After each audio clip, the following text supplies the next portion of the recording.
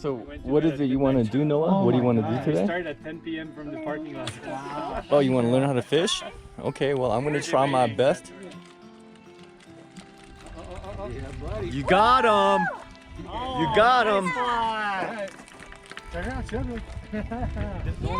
Got him. Don't reel anymore. Put him over land. Let's be safe. That's our lunch. Atta boy. Hey, what's going on, everyone? Coming at you to chronicle a backpacking / fishing trip that we did recently up in the Sierras. This video is going to be mostly about taking a kid outdoors and teaching him how to fish, which is a topic that is very near and dear to my heart. So come along, this is going to be fun.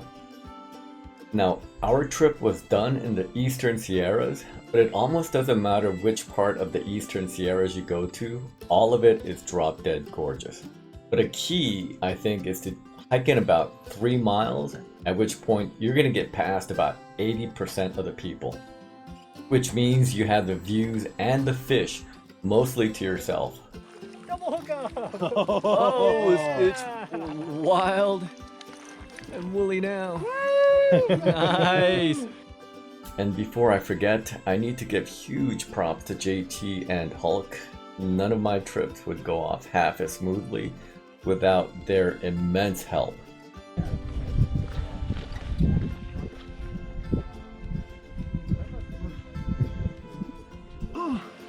Water!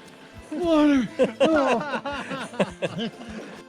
Okay, we have arrived at our campsite destination, and this is what I was talking about when I said prime lakefront property. Okay, time to fish. I'm gonna go down to the water's edge. You might be able to make out the little rings, you know, as they surface. I hope so. So if you watch carefully, look at that, right?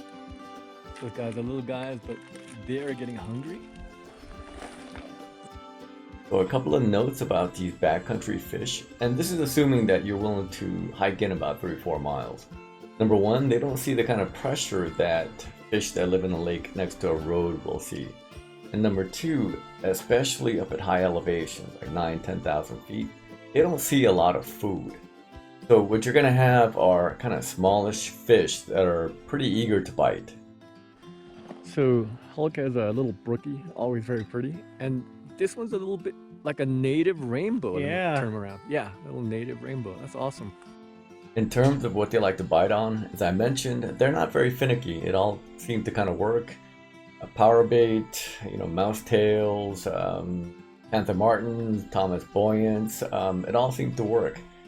But the one bait, and this is something that I learned, the one bait that really knocked them dead was this bait. It's called the Berkley Gulp Alive Pinched Crawler. And it did not seem to make a difference how you rigged it. You can put them up on top with a bobber, or you can weight them down and send them to the bottom. They were definitely a fish favorite, and I do think they outfished every other kind of bait or lure.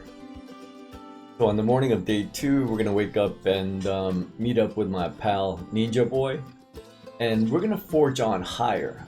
And in the Eastern Sierras, you can always tell when you're around like 10,500, 11,000 feet of elevation, because there's going to be a line of delineation where the trees will stop growing.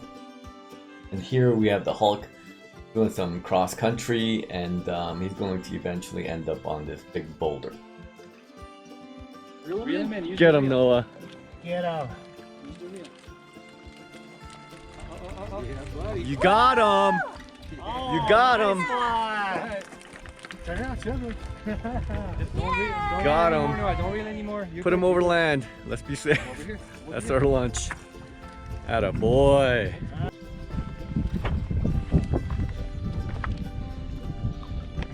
Good one.